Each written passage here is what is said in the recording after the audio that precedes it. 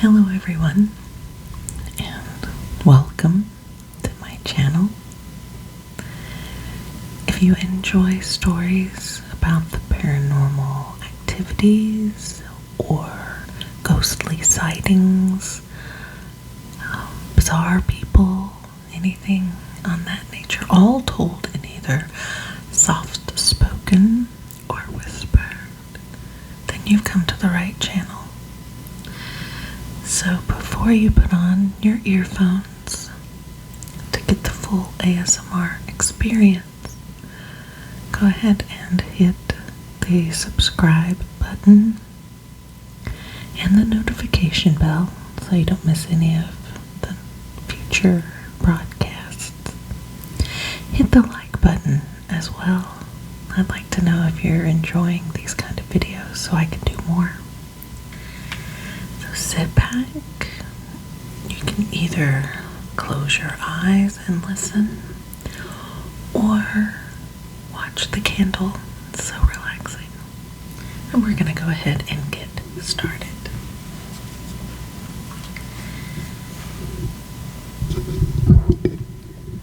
The spirit of a beautiful woman came for Mary.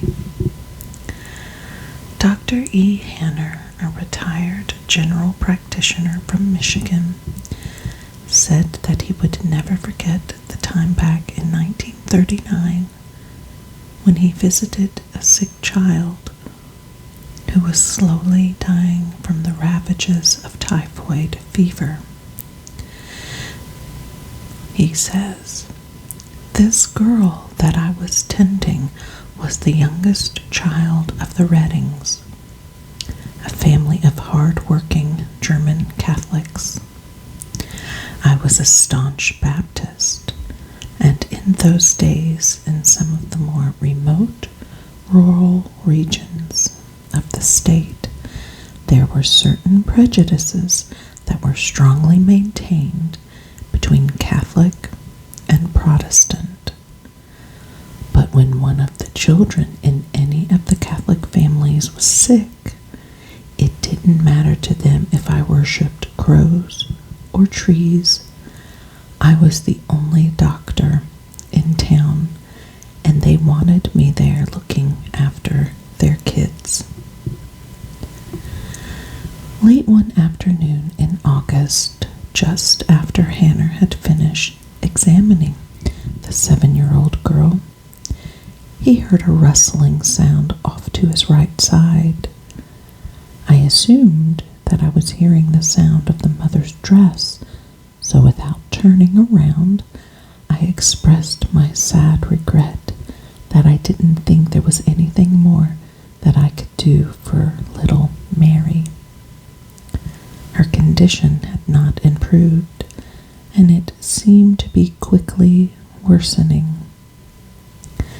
I suggested that they call their priest for last rites.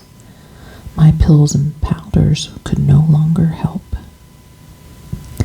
When there was no response, Hanner turned to see a beautiful young woman he guessed was in her late teens, standing just a few inches from him. She had dark brown, shoulder-length hair, and she was dressed completely in white, he recalled. I knew that she was not any member of the family, for the oldest of the Redding children was only 13. She seemed not to pay any attention to me, and she brushed by me to approach the girl in her bed. Hanner was astonished when the lovely young woman bent over the child, then lifted the spirit form of the little girl into her arms. I was so stunned by the action that I thought my knees would buckle. I was witnessing a sight that few mortals are privileged to see, he continued. Little Mary's spirit was identical to her physical body, except it was translucent, longer bore the ravages of the terrible illness that she had suffered for over a month. What Hannah beheld next was even more startling. The beautiful lady in white passed right through the wall with the child spirit in her arms. He sat quietly in a chair for several minutes, attempting to recover his mental balance.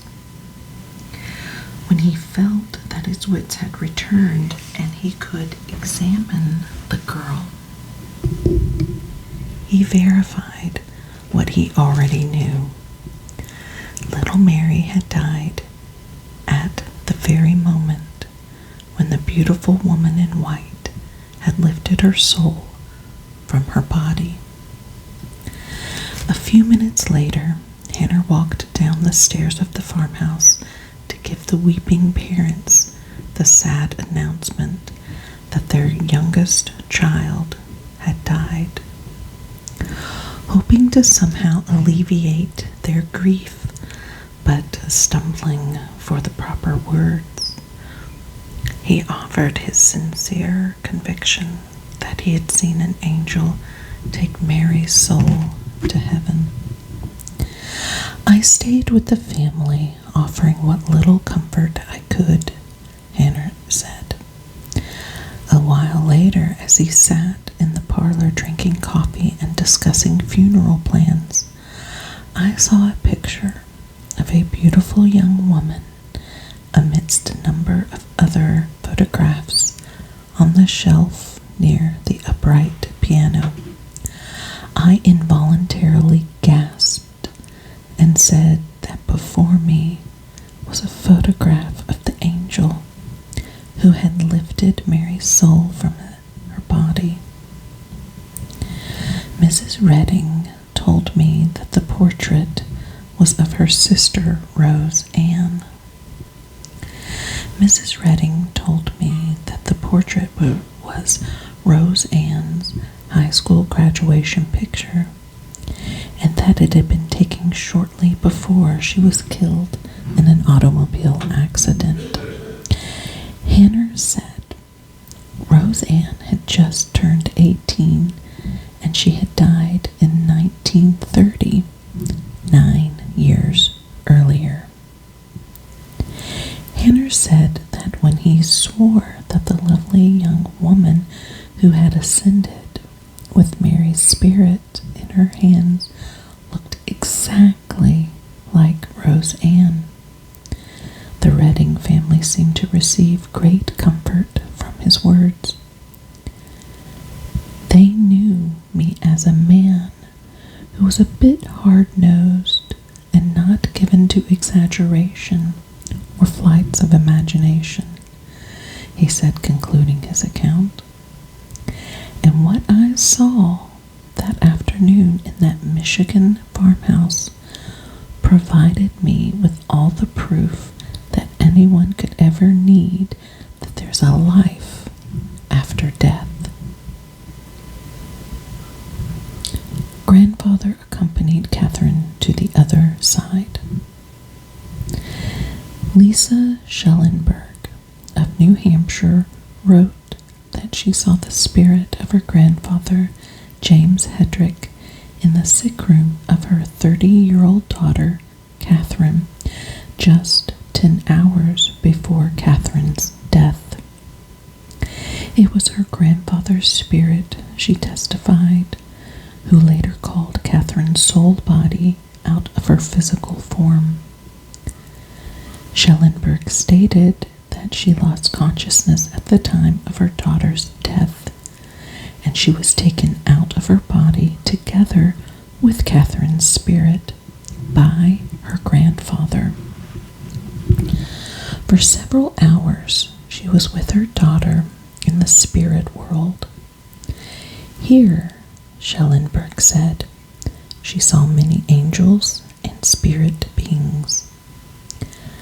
Finally, Grandfather Father Hedrick told her that she must return to her body.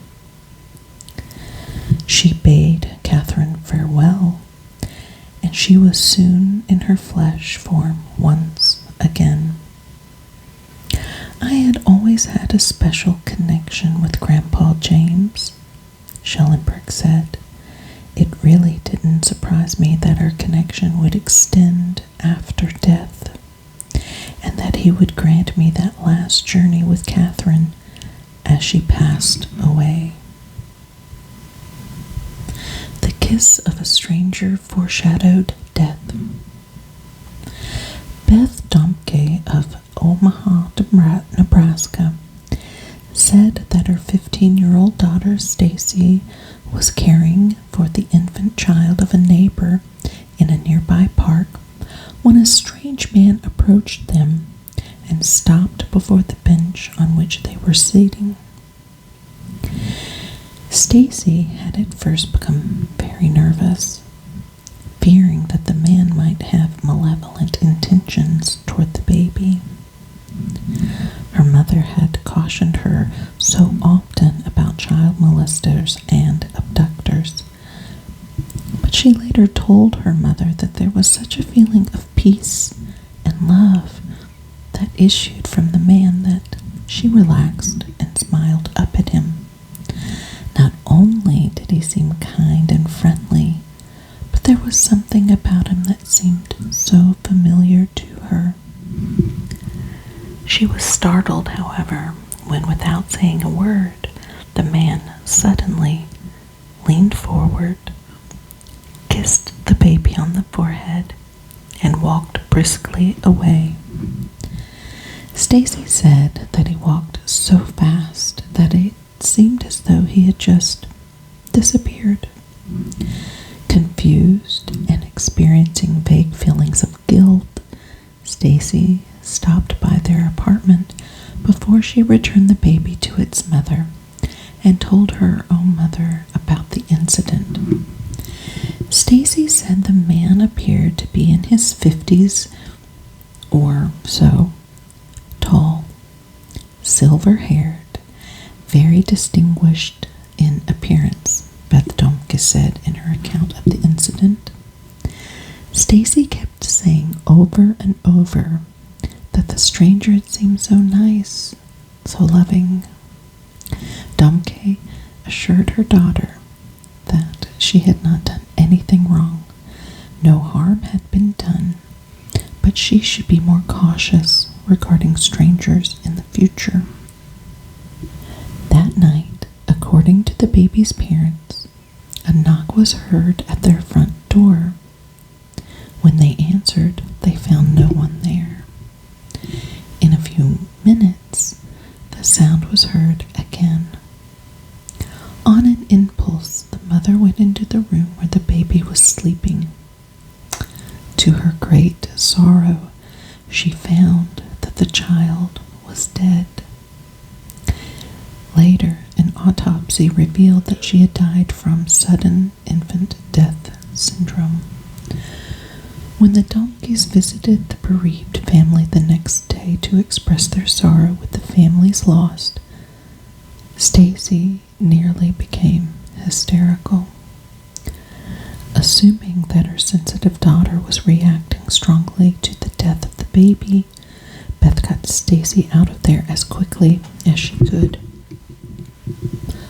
On the way home, Beth wrote, Stacy told me that she had freaked out because she had seen a ghostly image of the man who had kissed the baby in the park standing directly behind the grieving mother, resting a hand on her shoulder as if it were trying to comfort her. At first, she thought it was the angel of death, but then she saw a photograph of the man and woman on the mantelpiece. That was when Stacy realized why the man seemed so familiar to her. She remembered the first time that she babysat for the family, and the mother had showed Stacy a photograph of her parents. She said that her mother was still alive, but that her father, whom she had loved so very much, had died several years ago. Stacy insisted that the man in the park was the spirit of the woman's father. In her account of her daughter's remarkable experience, Tomke stated that she believed the spirit of the woman's father had come to escort the soul of his infant granddaughter to the afterlife. Tomke reasoned that the family had heard the spirit knock at the front door as it came for the soul of the child, and it knocked again as it left. An angel came to get Mommy. Richard Riggs' wife and 9-year-old daughter were killed in an automobile accident that left his 6-year-old daughter, Robin, severely injured. Riggs entered little Robin's hospital room and steeled himself for the awful task of informing her about the death of her mother and sister. But before he could break the sad news to Robin, she told him that she already knew about their deaths. "While I was lying hurt on the ground," she stated, "I saw an angel come to get Mommy. The angel started to go back up into the sky, but it stopped, came back for Becky, and took both of them into heaven." An angel tapped at the window. Pastor Raymond Tigg had known for several months that his child Samuel would never recover from his lengthy illness. One warm July night, the entire family decided to sleep in the coolest room of their home. Tigg said that he and his wife were both awakened by a soft tapping at the window near their bed. Then they saw an angel come through the window, walk over to the sleeping boy, kiss him, and leave. A few days later, in an effort to divert the boy's mind from his illness, a friend asked Samuel what he wanted for Christmas. The boy shook his head soberly and replied that he would be in heaven. He wouldn't need any toys there. Within a week, Samuel Tigg died. His friend's soul left during the funeral. Dr. D.P. Kaser said that while attending the funeral of Dr. A.N. Costello, a colleague whom he had known for more than 30 years, he watched his friend's soul leaving the body. "There was no question in my mind that Angelo was truly clinically dead before the funeral," Kaiser stated. "But I had once heard it said that real death is not accomplished until the soul actually leaves the body."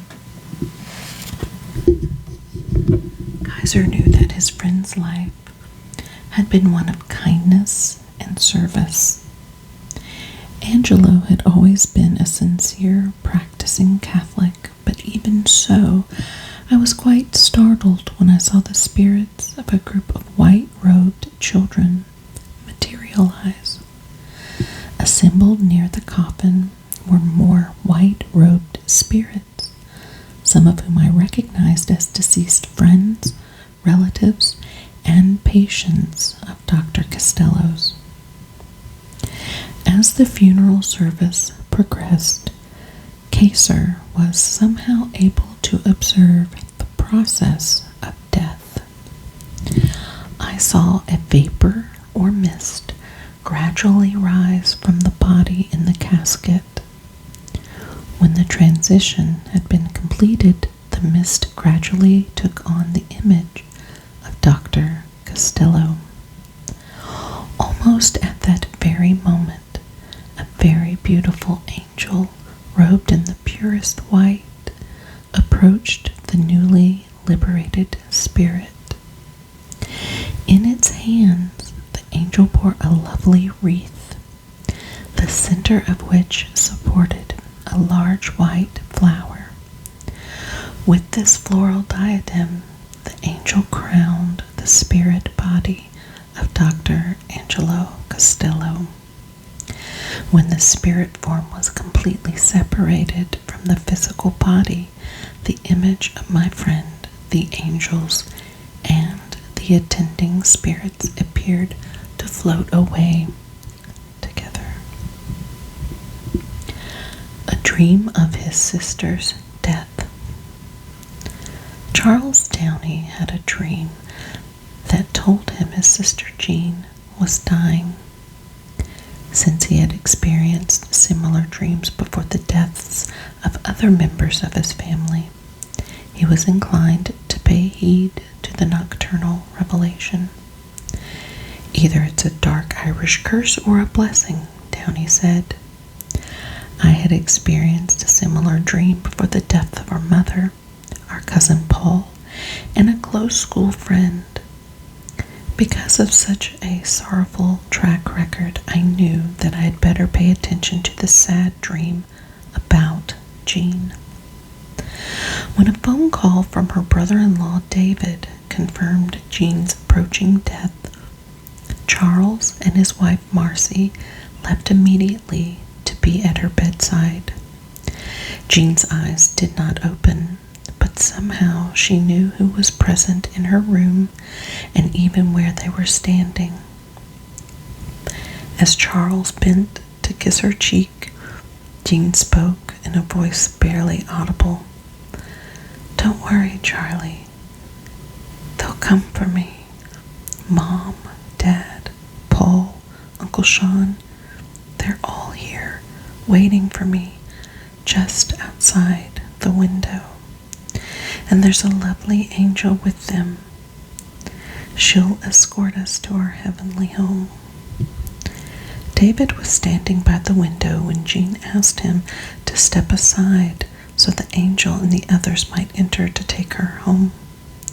Confused, David moved back from the window, and all those present in the room were startled when a whiff of wind suddenly stirred the curtains at the same time that Jean took her final breath. Charles Downey wrote that his sister's face bore a lovely and restful smile as her soul departed with the members of her family and her angel guide. An angel appeared with her parents to take her home. The personal experience of Steve Petterotti. I saw 3 separate clouds float through the doorway into the room where Rochelle lay dying. The clouds enveloped the bed. As I gazed through the mist, I saw what at first appeared to be the form of a woman take shape. It was transparent and had a golden sheen. It was a figure so glorious in appearance that no words can describe it. The beautiful entity was dressed in a long Grecian robe, and there was a brilliant tiara on her head. It had to have been an angel. The majestic figure remained motionless, with its hands lifted over my wife, seemingly engaged in prayer. Then I noticed 2 other figures kneeling by Rochelle's bedside. I recognized them at once as the forms of her deceased parents. They had come in the company of an angel to guide my beloved Rochelle to heaven. My wife's spirit duplicate appeared over her physical body, hovering above it horizontally. It seemed to be connected to Rochelle's body by a cord. The whole experience lasted for 5 hours. As soon as my dear wife had taken her last breath, the glorious angel and the spirits of Rochelle's beloved parents and the spirit form of my wife vanished. The manifestation of an angelic comforter. Reverend Maurice Elliott and Irene H. Elliott state that they were present at the bedside of a dying woman when an angel comforter appeared by her and said, "I have come to take you home." According to the minister and his wife, other angels and the dying woman's deceased friends and relatives also joined the angel comforter. Shortly after, a white, hazy mist rose above the woman, hovered there for a few moments, and eventually congealed to take on perfect human form. After the soul body had been released from its physical shell, the woman's spirit left in the company of the angels and those dear ones who had already become residents of a higher dimension. An angel severed the cord. Don P. said that directly above his dying brother Nick, he saw a shadowy form floating in a horizontal position. The form evolved into an exact image of Nick's physical body. Then I saw an angel materialize and sever a cord which appeared to have connected Nick's spirit form with his physical body, Don stated. Once the cord had been separated, Nick's spirit form and the angel disappeared all together. Well, that's it for today. Thank you for listening. I hope that this brings you peace, because we're all going to die one day. It'd be nice to know that your loved ones will be there to greet you. That's what I believe. What do you believe? What do you think will happen right as you die? It's funny because my mom was able to be with her parents both when they were up to and at the dying moment. Before my grandfather passed away, he kept talking about his brother, and I believe it was just his brother, because his brother had died about, I think it was 1989, and my grandfather passed away in 2000.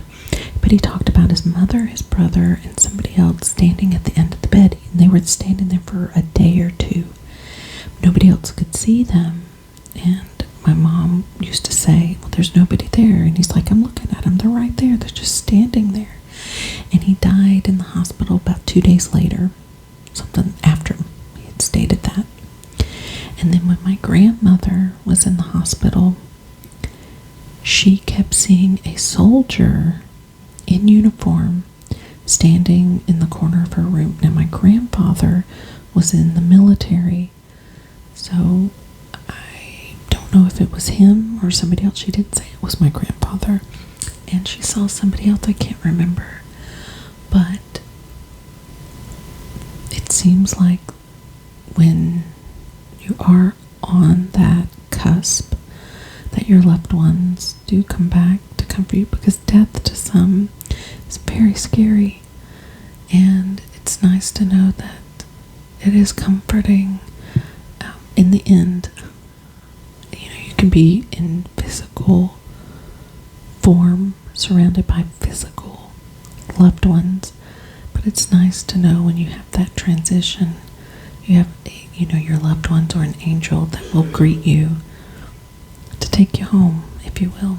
So that's just some of the things that I believe. I know we all believe different things, but it's the unexplained, because we don't know what death is like. For us, we've never experienced it. So I have some loved ones, family, friends that have passed away. I would love for them to greet me.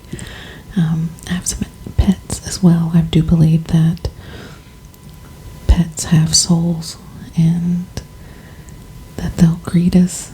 Like, I've seen videos of, wouldn't this be great if you can imagine, you're in a field and you see in the distance an animal running really quickly towards you, and it's like an image of your own dog or cat or horse or a pet that you absolutely loved, that they're there to greet you as well. I find that amazing. So, thoughts, comment below. I'd love to read them on a future broadcast. Until then, stay just a little scared. Bye.